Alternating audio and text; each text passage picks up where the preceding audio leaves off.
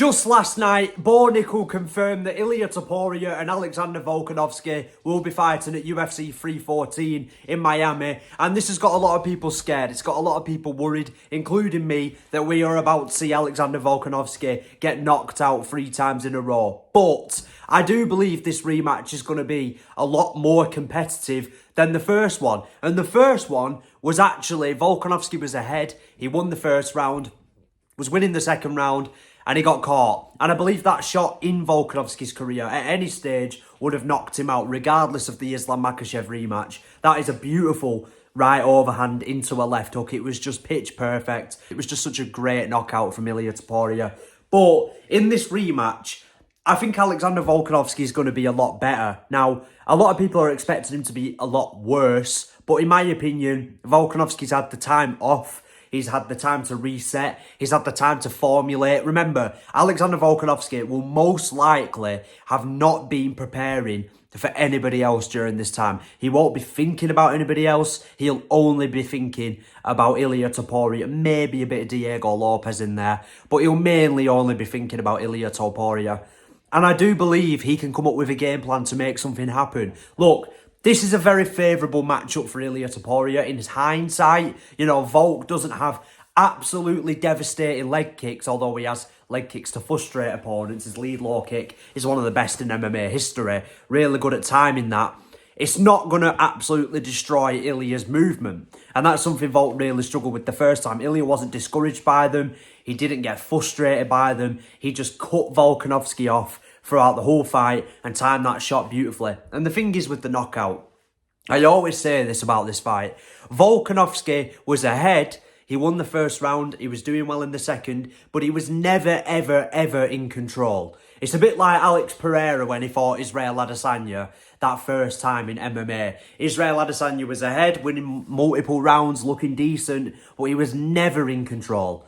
He was never in control. He was being broken down bit by bit by bit until he just couldn't point fight his way out of it. You know, and that sounds a bit harsh to say, but you can't point fight Ilia. You can't stick and move Ilia. You can do it and you can have success against him, but it's very, very unlikely you're going to be able to avoid it forever. Really, I think a fighter will beat Ilia Topuria when they can either get him on his back, which is something we're going to talk about in a minute, or they can push him back. You know, Ilia on the back foot is not the same level as boxer as he is when he's on the front foot, controlling distance, shifting weight into his shots, throwing that beautiful jab right overhand combination he has, mixing it in occasionally with a takedown like he did against Max Holloway. If you don't take the centre of that octagon, he will get the better of you. Another thing Ilia did in that first fight was avoid Alexander Volkanovski's jab beautifully. It was beautiful. And he's really good at doing that. He did it with Max Holloway too. You know, I think Volkanovski is going to have to wrestle in this fight. He's really going to have to wrestle in this fight. Now, I said this in my video and a lot of people will say, well, Ilia's a jiu-jitsu fighter first. He has really good wrestling. And that is true. He might not be able to get Ilia on his back. But the only thing I will say about Volkanovski is this is a guy that has gone toe-to-toe in the grappling with Islam Makhachev. And it's a different style of fighter. And even if Islam does have better grappling than Ilia, it's not the same. It's not the same. You know, different styles of grappling work differently. I get that. But in my opinion, I think Alexander Volkanovski needs to get Ilia Topuria on his back. And I think Volkanovski's shown, like against Islam, that really he is more of a natural lightweight in the sense that, yes, he's not that tall, he's not that long, and that would have been a problem for him at lightweight, and it was against Islam Makhachev. But he is very stocky. He's very wide. He's a lot wider than Ilia Topuria. He is. He's a lot stronger, I have no doubt, than Ilia Topuria. And these are things Volkanovski's going to have to use to push Ilia on the back foot. And then when it comes to the striking, if Volk can just put that little bit of doubt in Ilia Topuria's mind, if he can mix in enough takedowns to stop Ilia from cutting him off and getting the timing down, then maybe Ilia will ease off on the front foot. Maybe he'll back up a little bit and look for Volkanovski to make mistakes. And once you enter this slower paced chess match where you're sort of waiting for Volk, waiting for him to commit, like Max Holloway, where he can quickly unload his quick burst combinations, Volk gets you in his web. That's when he traps you. That's when he starts to take control of fights.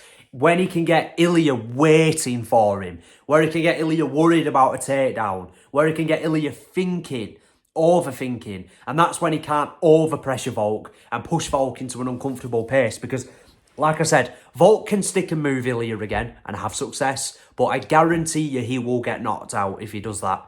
That same approach of gliding on the back foot, staying light on his lead leg, chin in the air, leaning back, posting on shots, you know, coming in with an occasional jab. Ilia can slip that and he can come with counters to keep Volkanovski on the back foot and control the pace of the fight. Remember, like I said before, with Umar and Merab, you can have success, but the guy who's controlling the fight and the pace of the fight will usually end up winning the fight. And that happened with Merab and Umar. That's a different fight, but it usually is the case. And it happened especially that first time with Ilia and Volk. Volk was ahead, but he was never, ever in control. And that is what's going to cost Alexander Volkanovski if he goes in with a similar game plan again this time round. Even if that Islam Makhachev 2 fight had, you know, damaged Volkanovski in some way, softened his chin in some way, regardless of all that context, all those excuses we like to bring in for Volk, whatever, if Volk goes in with that same game plan again, he will get knocked out. And I don't want that to happen because I love Volk and I would love nothing more than Alexander Volkanovski to come out of this fight victorious. But you lot let me know in the comments what you think of it. I don't know. I think it's a really hard fight for Volk. I really do. Ilia is a really hard matchup for him. He's got better counters than Volkanovski. He can slip past Volkanovski's jab. He won't respect the switching of the stances from Volkanovski because he'll be pushing Volk on the back foot anyway. And he can cut southpaws off and orthodox fighters as easy as each other. You know, he's very intelligent as an aggressive front-footed boxer. You know, the leg kicks are something that Ilia is susceptible to, but never seem to bother Ilia. And if Volk can, of course, land a good amount of calf kicks, I'm sure it will start to take effect. But those are something, in my opinion, Volk's going to want to look at after he's implemented wrestling. Wrestling is key for Alexander Volkanovski in this fight. But does he even have better grappling than Ilia? That will remain to be seen, in my opinion. I think it's possible that he does, or at least I think, like Bryce Mitchell, he can get Ilia down for a certain amount of time. I think this fight will be difficult for Ilia.